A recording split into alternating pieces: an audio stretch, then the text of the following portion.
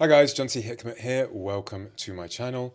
In today's video, I'm going to speak all about numbness. How many people go into this work and feel nothing in their mind and their body, no emotions. They're struggling to notice any emotions or sensations when they meditate, and they think they're doing something wrong, but in reality, numbness is exactly what they need to experience. A lot of people come into this work with the same understanding. They learn that chronic symptoms, things like migraines, IBS, back pain, fibromyalgia, anxiety, are often being created because of repressed emotions. So the logical next state becomes, right, I need to go inside, feel my emotions, and then my symptoms will go away. And that sounds simple enough, but then something strange happens. People sit down to meditate, the tool we often use to feel our emotions. They try journaling, they'll go into therapy. They go inside their body expecting to find all this anger, sadness, fear, and shame, and instead they feel absolutely nothing. The body feels numb, there is no emotion, just emptiness. This happens to a lot of people. And when that happens, most people start thinking, I must be doing something wrong. I can't feel anything, I don't know how to feel my emotions, I must be broken in some way. If you've experienced this video is for you, because numbness is not something that means you're failing. In fact, numbness is often the exact experience you are meant to be having first. So in this video, I'm going to explain what that means. First, let's understand something important. Repression means to bury something unconsciously, whereas suppression means to bury something consciously.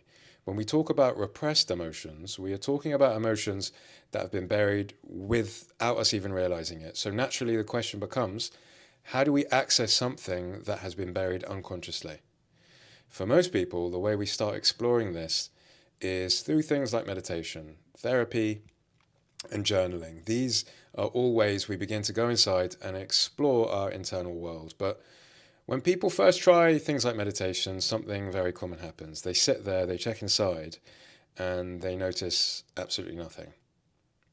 There's no anger, there's no sadness, there's no fear, just numbness. Maybe even their body feels completely numb apart from the pain, and immediately they think they're doing the process wrong.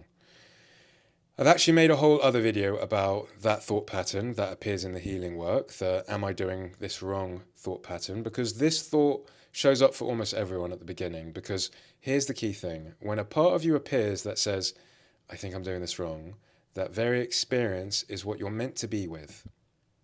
It's usually a form of fear showing up. And that same principle applies to numbness. If what is showing up inside your body is numbness, no emotions, no sensations, then numbness is the experience your mind and body needs you to be with first. I often explain this with an analogy, a very common analogy. Imagine that the emotions you need to feel are inside a bar or a club. Inside the bar, there is anger, there is sadness, there is fear, there's embarrassment, there's shame. But standing at the door to the bar is a bouncer, and that bouncer represents numbness. The bouncer is saying to you, I'm only going to let you into this bar if you can sit here with me first, if you can learn to tolerate this numbness, if you can allow nothingness. Only when you prove you can sit with numbness will I let you in the door so you can experience everything in the bar, all the emotions. And there's a reason for this. Your mind and body, they're not trying to hurt you, they're trying to protect you. Most people have spent years, probably decades, pushing emotions away. They've pushed away their anger, they've pushed away their fear, they've pushed away their sadness, embarrassment, shame, guilt, disappointment, all the emotions we've been taught not to feel, regret. Our entire society is built around the idea that we should move on from emotions. Don't show anger in public. Don't cry too much. Don't feel ashamed. Be confident. Move on from a breakup or a bereavement. Be composed. Be civil. Be kind. It's all just about moving on from everything. Move on, move on, move on. We are constantly taught to push emotions away over and over again. And there's something really important to understand here. Numbness is not simply just the absence of emotion. Numbness is very often a protective response from the nervous system. When emotions have been pushed away for years or decades, the nervous system does not suddenly open the door to everything all at once. That will be too overwhelming. So instead, it does something incredibly intelligent. It slows the process right down, and it gives you numbness. It gives you the safest possible starting point for you when you go inside. It's almost like the nervous system is saying, we'll start here. This is why numbness isn't a failure of the process. It's often the beginning of the process. It's the first state of being that you need to learn how to experience. Now, I want to be clear about something. The goal of this work is not to act out every emotion. So I'm not saying we're going to go into the street and have temper tantrums. I'm not saying you're going to live your life overwhelmed with anger or shame. What we actually discover in this work is something quite different. When we finally allow emotions to exist in the body, bit by bit, we notice that the lifespan of an emotion is actually quite short. Emotions rise, they can feel intense, they can sometimes feel messy, they often will, sometimes uncomfortable, they often will, but when we learn to stop fighting them, they move through us. This is why we practice learning how to feel emotions in contained environments, in places like meditation, therapy, and journaling, because we learn how to feel things like anger, fear, sadness, shame, numbness, while still being responsible adults. You can feel anger in meditation and still be kind. You can feel fear and still go to work as normal. You can feel sadness and still have great relationships. These things are not mutually exclusive, and that's what we're learning to do in this process. But then we come back to this problem. You sit down to meditate and think, okay, John T, I'm ready.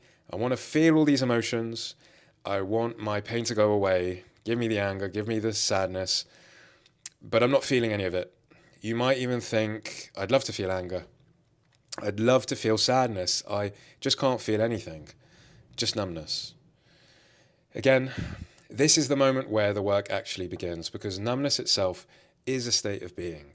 And that state of being is what you need to learn how to sit with first. So if you sit down in meditation and all you feel is numbness, that doesn't mean you're doing it wrong. In fact, for many people, that means you're probably exactly where the process begins. The mind and body are simply letting you start in the safest place, learning how to sit with nothing, learning how to sit with discomfort, learning how to sit with the experience you spent years and years trying to avoid, and that is already a big part of the work. So there's another important layer here. When you go inside and notice numbness, the next thing you're going to ask yourself is this: how do I feel towards the numbness? Most people immediately notice something. They don't like the numbness, and this is an important distinction. They feel irritated towards the numbness, or they feel restless, or they feel frustrated, maybe even scared. They think when they're experiencing the numbness, I don't like this, I should be feeling more of something. I've been told I need to feel emotions to heal, so why is nothing happening? Now, you've discovered something very important in that moment. You're discovering two things. First, there's numbness. Second, there's a part of you that doesn't like the numbness.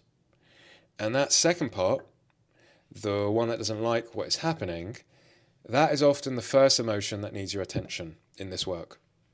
Why does it not like the numbness? Is it afraid of the numbness? Is it angry?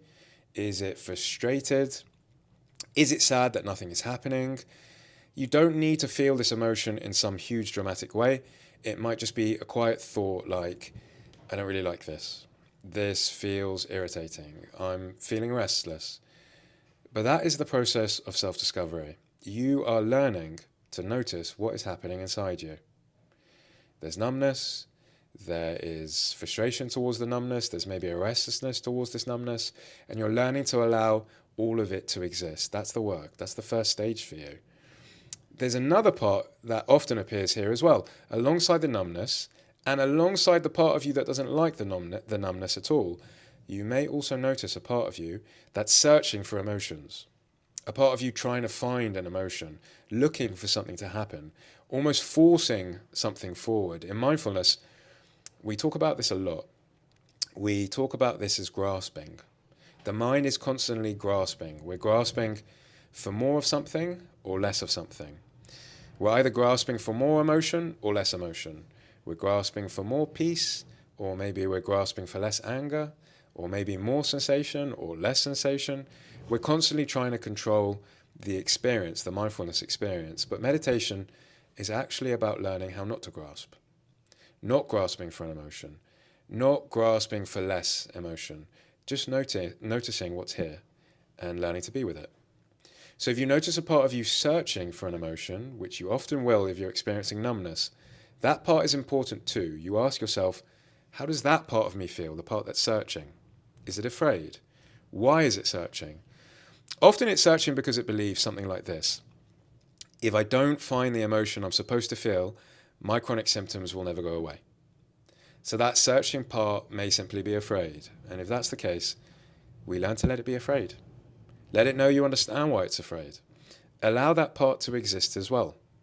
Then gently return to whatever is actually there, coming back to the numbness again, which might be the numbness, it might be something else. So the meditation might look something like this. Let's summarize this. First, you notice numbness. Then you notice the part of you that doesn't like the numbness. Then you may notice a part of you searching for an emotion, trying to bring an emotion forward, and you allow all of that to be there. Then you go back to simply feeling the nothingness over and over again. And that might be the entire meditation. Numbness, not liking it, searching for an emotion. Another thing that helps people understand this process is understanding how the nervous system doesn't all open up at once. It happens gradually. The mind and body don't usually go from numbness straight to huge waves of anger or grief. It tends to open up slowly, more safely, little by little, which means the experience of meditation might look like this for a while. It might just be numbness for a while.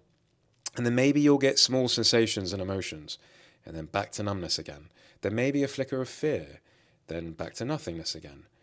This gradual unfolding is actually a sign that the nervous system is beginning to feel safer bit by bit. One more important thing to understand, I keep saying that, when emotions begin to return, they often come back very gradually. People sometimes expect a huge emotional release and they're grasping for that, but more often what happens is much smaller than that. You might notice tiny sensations at first, a bit of tightness in the chest, a bit of warmth in the body, a small wave of sadness perhaps, a moment of fear, little flickers of emotions that appear and then disappear. If you stay with this practice consistently, these sensations and emotions often start to appear more naturally over time. So consistency is very important. When we meditate, we allow whatever shows up to be there. Maybe there will be more numbness at the beginning. Maybe there will be moments of peace. Maybe there will be tiny flickers of fear. Maybe a sensation will appear in the body and then disappear. Maybe the pain you're struggling with will be the main thing you sit with the entire meditation. Meditation is not meant to be comfortable. In fact, much of the time we are learning to become comfortable with discomfort. If your entire meditation is just numbness and nothingness and that feels uncomfortable, that's the practice. That's what you're meant to sit with today in your meditation. One of the biggest problems in modern society is that we're constantly trying to make ourselves comfortable. We distract ourselves, we sedate ourselves, we seek convenience, we seek comfort over and over again, entertainment, constant stimulation, and this teaches us something dangerous. It teaches us that if we ever feel discomfort, something must be wrong. If things feel messy internally, if there is chaos, if we feel bored or numb, we think something has gone wrong. But in reality, discomfort is often where growth begins. And this is exactly why the body creates chronic symptoms in the first place.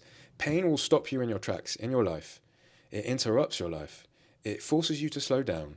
It forces you to learn how to go inside. And when you go inside, you begin to discover something very powerful. There's a lot of discomfort, and you can actually be with that discomfort. You can sit with fear. You can sit with numbness. You can sit with emotions you were taught to avoid. And through doing that, you start to grow. You start to mature emotionally. You start to become someone who is no longer afraid of their internal world when you learn how to get comfortable with that discomfort. For many people, the discomfort that shows up first is numbness, nothingness. And the lesson becomes learning how to stay with that, to sit there with nothing happening, to just sit there with frustration, to sit there with restlessness in the body, to sit there. Allow all of that experience to exist just as it is. Something else to understand, for some people, meditation might feel like numbness for quite a while. It could feel like days of numbness, it could feel like weeks, it could be longer perhaps. That does not mean the practice isn't working. In fact, a lot of this journey is made up of what may seem like very ordinary, very boring, very numb meditations. But those are often the exact experiences the mind and body needs you to learn how to sit with. You need to learn how to be with the bouncer at the door of the bar. If you stay with this process consistently, something will begin to change. Emotions begin to return. Sensations begin to return. The body starts to realize it's safe to feel again. And as that happens, chronic symptoms often begin to ease because the mind and body no longer need to create symptoms to get your attention. You're listening at this point. You're being with what's there. There may even come a day in the future where you look back and you realize something. You're feeling emotions again. You are feeling sensations again. But the chronic symptoms are gone. You no longer have them. This happens to a lot of us that get over chronic symptoms. And you may realize you're living a completely different life to the one you lived before because you're able to speak up for yourself more. You make decisions that are more aligned with you. You stop living life on other people's terms. You understand your mind and body in a way you never did before. You realize that fear was never the problem. Anger was never the problem. Sadness was never the problem. Neither was guilt, nor shame, nor was numbness or nothingness a problem. These were simply emotions and sensations you were never learned how to sit with. And when you learn how to sit with them, you can still live your life calmly. You can still be responsible, but you're no longer running away from yourself. You're no longer trying not to be bored or feeling numb or nothingness. You become a more empowered version of yourself, one that lives their life on your own terms. And that possibility exists for any of you. It happened to me. It's happened to everyone that I've ever worked with. But the path to that life often looks like a lot of seemingly pointless meditations, a lot of numb ones, a lot of boring ones, a lot of where it feels like nothing is happening at all. And that's exactly why guidance and support can often help people, because when you're in the middle of those boring, pointless meditations, it can feel like you're getting nowhere. But those moments of sitting with discomfort are exactly what teaches the mind and body something new, that you can be with discomfort, that you can be with numbness, that you no longer need chronic symptoms to force you to stop and listen. If you'd like to learn more about what it looks like to truly allow emotions, to truly allow numbness, you can try some of the meditations on my YouTube channel, where I guide you through how to do so. I've also made other videos explaining the deeper nature of this work, so please explore my channel. At first, it can all feel very complex, but ultimately, this process is about something very simple, learning how to understand your mind and body in a way most of us were never taught how to do so. And if you need help with that process, that's exactly the work that I help people through, because this was never really meant to be something people figure out entirely on their own. People often will need support, they'll need guidance, and understanding the landscape of your mind and body often takes a bit of support and guidance, and that can make a huge difference. So if you would like any of that support, please read the caption below. You can book a complimentary call with me to talk through symptoms. You can join our pain relief community as well if you'd like. Any questions you have, anything you'd like to share, please do so in the comments below. Otherwise, thanks for watching. Hopefully hear from you soon.